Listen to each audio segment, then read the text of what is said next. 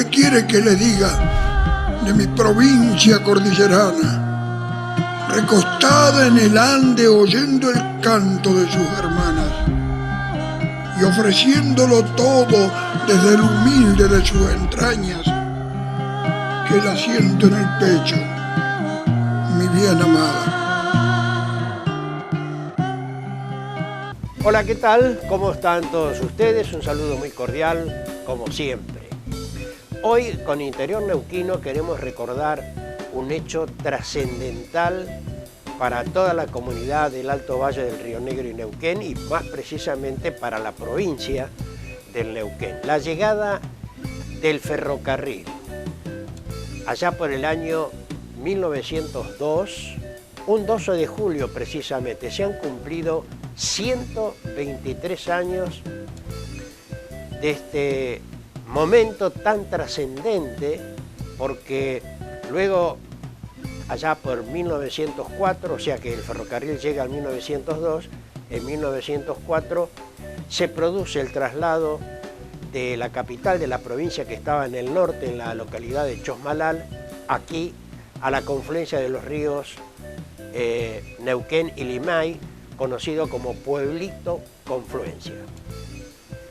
Esto provocó de alguna manera lo que significa hoy conocer lo que es la ciudad de Neuquén capital, lo que ha crecido y que se ha transformado en la más importante de nuestra Patagonia.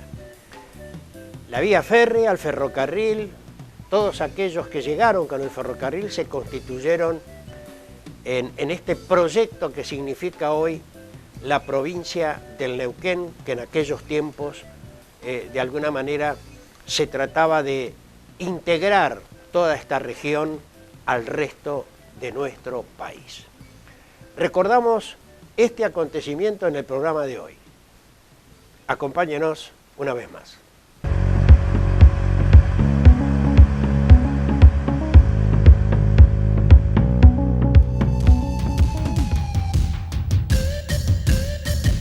El 12 de julio de 1902 arribó a la estación Neuquén el primer tren, inaugurando el tramo Bahía Blanca-Neuquén del Ferrocarril del Sud, y que uniría definitivamente a la región con los puertos de Buenos Aires y Bahía Blanca.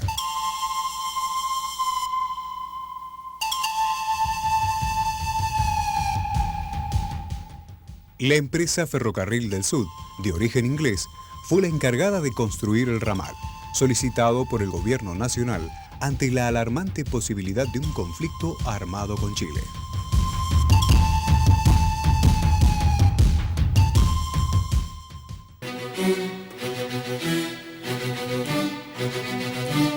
La línea se construyó en 3 años y se inauguró en la presidencia de Julio Argentino Roca. Para poder llegar a la confluencia, la empresa Ferrocarril del Sud tuvo que construir un puente sobre el río Neuquén, límite natural que separa la provincia de Río Negro con Neuquén.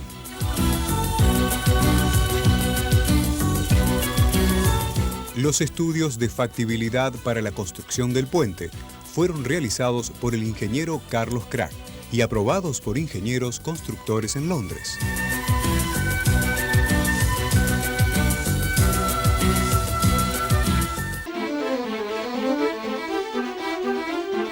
Durante la construcción del puente sobre el río Neuquén, tuvieron que sortear muchas dificultades, ya que se produjeron 3 crecidas que causaron estragos y arrasaron con terraplenes y puente.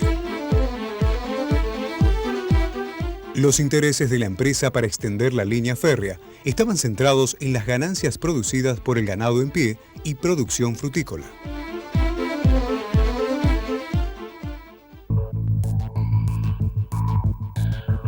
Junto con la llegada del tren, se inauguró la estación, que incluía la vivienda para el jefe, el galpón de máquinas y el tanque de agua El Monier. En el año 1913 se amplían las instalaciones, se construye el galpón de cargas y el de encomiendas, y poco a poco se comienza a poblar la colonia con la construcción de viviendas. Las primeras se levantaron en la segunda cuadra de la calle Independencia y luego en la primera cuadra de San Martín, posteriormente sobre calles Sarmiento, Tierra del Fuego y Laínez. La empresa Ferrocarril del Sud ocupó un lugar fundamental en la reconversión productiva del Alto Valle, beneficiándose con el control monopólico sobre empaque, el transporte y la comercialización. Teniendo 18 años, decidí entrar en la empresa Ferrocarriles porque en aquellos tiempos, no teniendo mayor estudio de sexto grado, era uno de los trabajos buenos que había. Me anoté en escalada y bueno, me tomaron el 23 de junio de 1946 en la ciudad de Bolívar. Ahí estuve hasta el año 1953, que ya me había recibido de maquinista y vine acá de conductor maquinista. En los comienzos me tocó una gran inundación de esos años y andábamos con unas máquinas de 1904, unas máquinas de cargueras de mucha tracción y poca velocidad, ¿no? Y andábamos a leña mezcla con carbón, el carbón después, pero hubo un momento que no había, y se usaba leña nomás y unas tortas que habían hecho de girasol, qué sé yo. Y las leñas, fíjense, generalmente era caldén, entonces eso se pierde como paja, tiene 400 grados de calorías, pero cuando nos daban quebracho, que ya es, nada más que es mucho más pesado, más dificultoso para trabajar, pero tiene 900 calorías. Y después, claro, empezaron a venir las petroleras, y las petroleras tienen 1350 calorías por litro de agua. Y entonces ya favorecía mucho más, ¿no? Y al venir acá, después, en el año 54, aparecieron las diésel, ya era como andar en un coche. ¿Cuántas personas trabajaban para que funcione el tren en total? Bueno, cuando era leña, llevábamos un pasaleña. Un pasaleña que el pobre tenía que ir arriba del tender, alcanzándome la leña a mí, que era el foguista, y yo la echaba al horno, ¿no? Y el maquinista hacía su función de conducción. O sea que en total 3 personas para que funcione. Así más de eso nunca. Hubo un momento que iban uno más, un foguista más, porque los pasajeros, ahí ponían toda leña de quebracho. Entonces eran unos troncos que eran agotadores y tenían que ir 2 foguistas porque hacer 8 horas echando troncos era bastante agotador, por supuesto.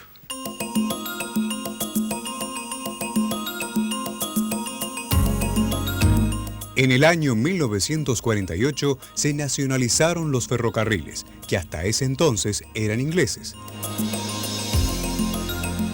En la zona del Alto Valle y hasta octubre de 1965, el ferrocarril era prácticamente el único transporte masivo de personas y cargas. Llegaron a circular en ambos sentidos 30 convoyes diarios con salidas y llegadas a Estación Neuquén.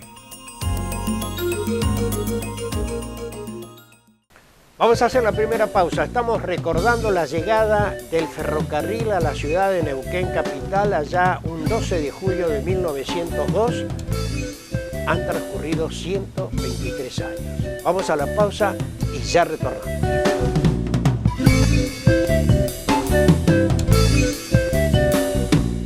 Neuquén Informa. Noticias destacadas. Como parte de una política de fortalecimiento de la educación técnica, la provincia avanza en la construcción de 40.000 metros cuadrados repartidos en 8 edificios nuevos. El gobernador Rolando Figueroa supervisó los avances en la EPET 25 de Plotier. Hoy poder recorrer esta obra que hace tiempo la viene reclamando Plotier, entonces creo que son inversiones que son muy necesarias, pero yo lo que más rescato en esto es el sentir que se está teniendo que son importantes cada una de las regiones de nuestra provincia. A esto nosotros le decimos que es crecer en obras y en educación bajo el lema de la neuquinidad, defendiendo lo propio, cuidándonos entre nosotros y haciendo estas obras importantes con los recursos del pueblo de Neuquén. Más información en neuqueninforma.gov.ar.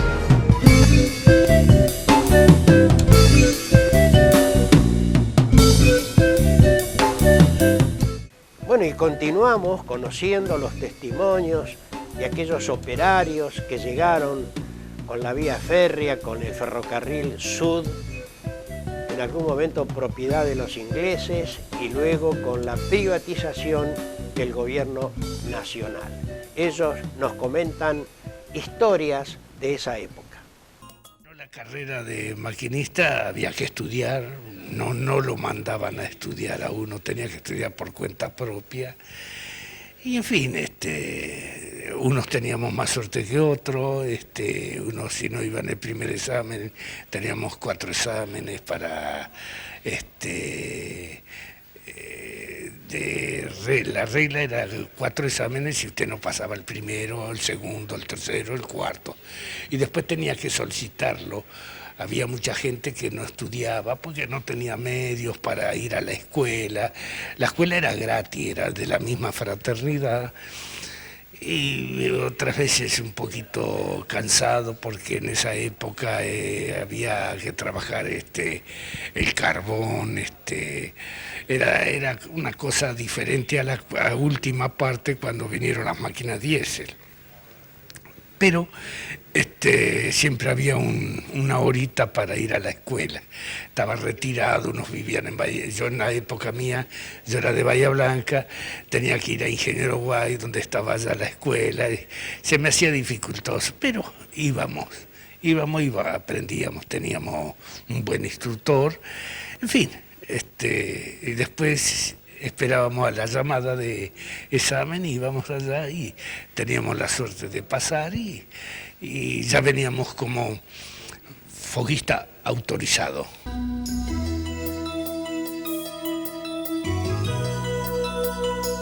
La estación en Neuquén contaba con un jefe de estación, ayudante, 4 auxiliares que atendían la marcha de los trenes, dependientes que atendían los depósitos de encomiendas, carga, boletería y servicios internos. Poseía un depósito de locomotoras donde se practicaban las reparaciones ligeras para su funcionamiento. Bueno, yo vine a Neuquén en el año 49, por una vacante, un traslado que se hace en el ferrocarril. Dentro del ferrocarril hay un boletín semanal que se llama, donde salen todas las vacantes de las categorías distintas y los distintos lugares donde uno quiere ir. Pedí la vacante de acá de Neuquén, me vine como dependiente de boletería, de tercera. Bueno, el trabajo que había acá era inmenso en esa época, era en el año 49, trabajaba mucho ferrocarril, tanto con pasajes, con cargas, con telégrafos, encomiendas, cualquier cosa había. Después seguí acá en la estación Neuquén, pasé de ser telegrafista, después agarré la vacante de relevante general. Ya cumpliendo los 22 años podemos actuar en movimiento de trenes, ya para esa fecha ya los tenía, y la vacante de relevante general cubre licencias y ausencias, es decir que yo relevaba todos los puestos de acá de Neuquén, incluida la jefatura, como también en la línea. En la línea también ocurría, por ejemplo, faltaba por licencia anual el jefe de estación de Chayacó, jefe de estación de Plaza Winkle, de la línea, digamos, agarrábamos nosotros desde Zapala hasta Nicolás Levalle, para este lado, y para el otro lado hasta la Barda del Medio, o sea que era kilómetro 1218, ferroviariamente. También desempeñaba todos esos cargos de jefe, de auxiliar, de dependientes, de lo que fuera, encargado de cargas, todo el trabajo que abarca al tráfico, o sea, el puesto mío.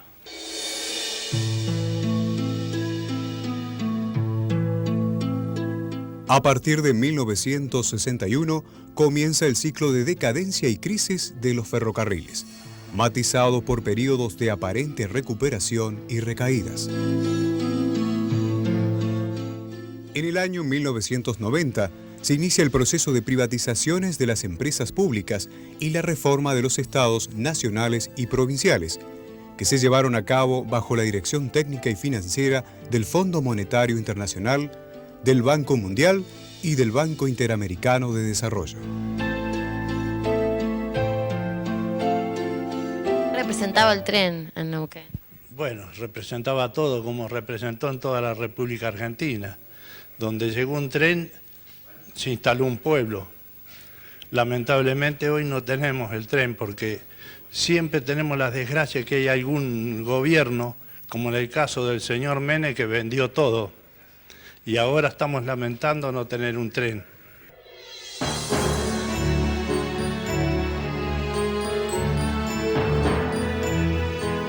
El 10 de marzo de 1993, vimos al tren de pasajeros llamado el Zapalero por última vez.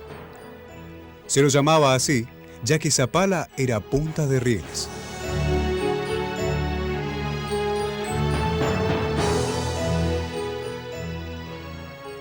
Vamos a una nueva pausa. Estamos recordando, como dije, los 123 años de la llegada del ferrocarril a la ciudad de Neuquén capital.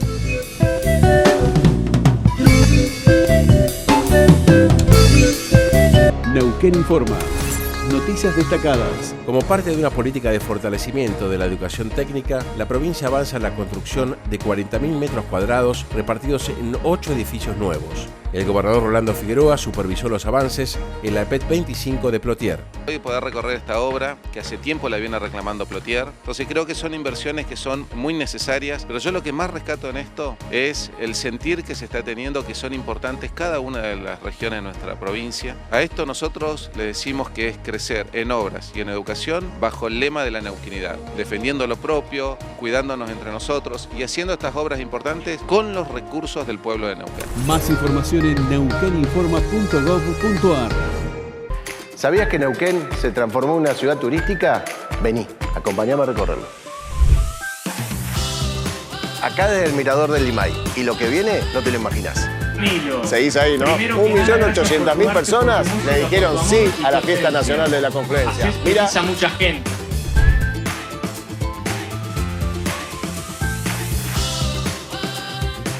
y no te vayas, que todavía queda más.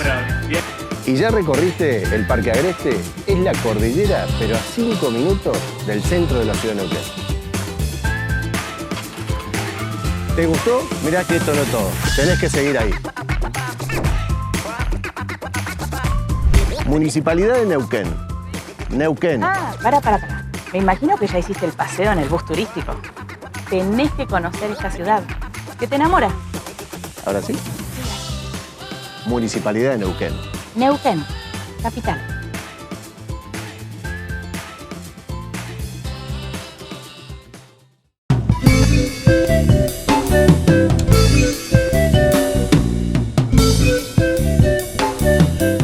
En este bloque final, allá por el año 2002, el Ferro Club, entidad que custodia, digamos, la historia de la llegada del ferrocarril, nos da a conocer un poco el significado que tuvo, de alguna manera, en nuestra región. Lo vemos. Porque el Ferroclub Neuquén, ¿a qué se ha abocado? A mostrar la historia de Neuquén. Y no nos olvidemos que los transportes y las comunicaciones en Neuquén fueron el bastión fundamental para todo esto que hoy estamos viviendo en una ciudad de 300.000 habitantes. Y pareciese que cada uno de nosotros, a medida que íbamos viendo de otras ciudades, llegábamos acá a Neuquén y Neuquén no tenía historia. Parecía que era una cosa como, ¿cómo te podría explicar? Que se había hecho por generación espontánea. Y no, y hay una historia riquísima, que si bien no hay héroes y no hay como próceres, pasaron por Neuquén tantas personalidades e incluso en nuestras calles hay personalidades que ni siquiera nosotros sabemos quiénes fueron. Y eso es lo que quiere mostrar el Ferroclub Neuquén. Y el tren llega a estos lares, al famoso paraje Confluencia, que así se denominaba Neuquén, el 12 de julio de 1902, cuando Neuquén, Nueva Esperanza, que es el actual Centenario, y Arroyito, tenían solamente 400 habitantes. Y estaba totalmente incomunicado interiormente y con otras provincias como Mendoza, Río Negro y La Pampa. Los ferrocarriles llegaron como pisándole los talones a los conquistadores, ¿no es cierto? Y ahí nace el verdadero Neuquén. E incluso llega antes que la instalación de la balsa donde hoy está el viejo puente carretero que se funda en el año 37. La llegada de los ferrocarriles, ¿qué implica? Implica progreso. Con los trenes que llegaron, los primeros comisionistas que eran gente que en representación de los comercios locales iban a comprar a Buenos Aires y podrían traer la moda que acá no llegaba. Acá llegaban los turcos, ¿no es cierto?, en sus carros, que tardaban semanas y semanas para vender su mercancía. Y esos turcos se quedaron en Neuquén. ¿no es cierto? ¿Y ellos qué hicieron? Fundaron o crearon los almacenes de ramos generales. ¿Y qué fueron los almacenes de ramos generales? Exactamente lo mismo que ahora son los super y los hipermercados. La historia se repite, permanentemente se repite. Y en esos almacenes de ramos generales tenían las famosas fondas. Hoy los hipermercados tienen los patios de comida. Fíjate vos cómo se repite la historia. Con el tren llega el correo moderno, que antes se hacía a través de los lomos de mula y de tanto cruzar ríos y la transpiración de la mula, por lo general, que llegaba con 30 días de atraso, las cartas llegaban ilegibles. Con el tren llegó el teléfono, porque en 1904-1905 llega el ingeniero Bonet, ¿no es cierto?, con la premisa de tomar la concesión en nombre de Teléfonos del Estado de aquel entonces, y necesitaba 30 abonados para poder agarrar la concesión. El primer abonado fue el gobernador Buquerroldán, que tuvo el teléfono número 1, y para su sorpresa, te podés imaginar, él se podía comunicar desde la casa donde vivía, en Barrio La Sirena, con su gobernación, cosa que hasta ese momento no podía. Y con el tren llegan otras cosas. Comienzan a llegar los diarios de Buenos Aires, con 36 horas de atraso. Antes era prácticamente imposible, cuando llegaba un diario podía llegar una vez por mes. Y queda Orígenes, que dos periodistas neuquinos como Don Abel Chaneton y Ángel Edelman, en el año 1909 fundaron el diario Neuquén. En la muestra encontramos piezas del ferrocarril de la época de vapor y piezas nacionales, material rodante de diferentes partes del mundo y réplicas de máquinas que circularon en la Argentina. Esto es una muestra de una pasión que tenemos los que nos gustan los trenes, y entonces coleccionamos de alguna manera material rodante, coleccionamos piezas que son reales. Acá se ven las piezas que pertenecieron al Ferrocarril Nacional, con origen inglés, algunas que se fabricaron acá con industria nacional, perteneciente a ferrocarriles desde la época de los de vapor. Y bueno, tratamos de construir algunas maquetas, tratamos de mostrar una faceta que generalmente la tenemos escondida porque no tenemos mucha difusión, y ahora, gracias a ustedes, vamos a tener mejor difusión y mucha gente seguramente se nos va a acercar, que también le gustan los trenes. Cuéntenos qué hay, por ejemplo, qué va a ver la gente acá en esta muestra. Va a haber material rodante de distintas partes del mundo. Hay un porcentaje de mayor material del americano porque es el que hay un poquito más de acceso con facilidad para adquirir el material. Después tenemos material europeo también, que también es muy importante, claro, material. Y después tenemos material de una réplica de algunas máquinas que circularon en la Argentina de vapor en los años, digamos, de 1900, en las épocas de 1900. Tenemos algo de material rodante después de 1900 también, de ferrocarriles también nacionales. Tenemos una maqueta en exposición que pertenece a un gran modelista, Daniel Martínez de General Roca, que ustedes la pueden filmar o la estaban filmando, que es un territorio americano, filmado, la escenografía fundada en un escenario norteamericano. Ya estamos también trabajando en escenario nacional, que nos cuesta más trabajo recopilar material, rodante y todas esas cositas que acá en la Argentina han desaparecido, pero estamos trabajando en ella.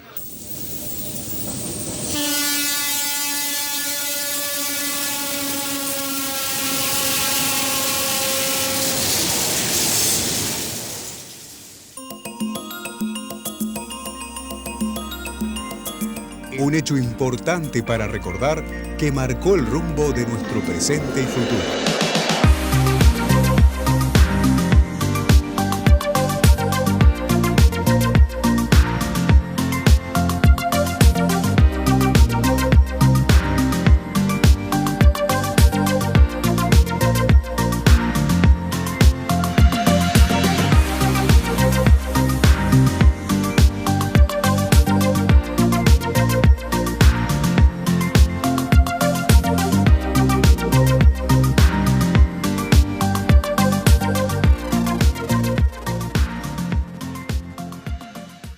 bien, y de esta manera entonces conocimos esta historia tan trascendente. De alguna manera uno se va olvidando con el tiempo lo que significó la llegada del ferrocarril por estas latitudes que, como pudimos apreciar en los testimonios, se constituye un hecho trascendente para el crecimiento de toda esta región de nuestra Patagonia Norte. Y por hoy nada más entonces. Los invito a encontrarnos la próxima semana nuevamente con otra expresión que hace al interior y a lo sucedido en la provincia del Neuquén. Hasta entonces y gracias.